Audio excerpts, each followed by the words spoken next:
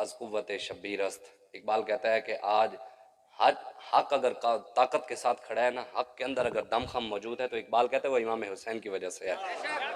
और इकबाल कहता है कि एक फ़क्र तो वो है जो लोगों ने आज ढोंग रचाए हुए हैं फ़क्र के नाम पर, कि लोगों ने समझ लिया कि शायद नमाज का नाम फ़क्र है। लोगों ने समझा शायद फ़क्र जो है रोज़ो हज ज़कातें और दुरूद ज़िक्र अज़कार और चिल्ले काटना, दरबारों पर बैठना, मस्जिदों में बैठकर सिर्फ नमाज पढ़ लेना, मस्जिद में टाइलें लगवा देना, मस्जिद में एसी लगवा देना, मस्जिद में जी सफ़े बिछवा देना, मस्जिद के बड़े बड़े मीनार बना देना, शायद इसको फ़क्र का नाम देते हैं, शायद ये दीन की खिदमत है। लेकिन इकबाल कहते हैं इमाम हुसैन ने हमें क्या फ़क्र बताया।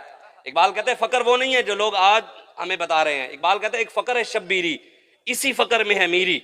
कहते हैं असल फ़क्र इमाम हुसैन वाला है और इसी में पूरी दुनिया की बादशाहत है। और मेरास मुसलमानी सरमाया शब्बीरी। इकबाल कहते हैं मुसलमान की मेरास इमाम हुसैन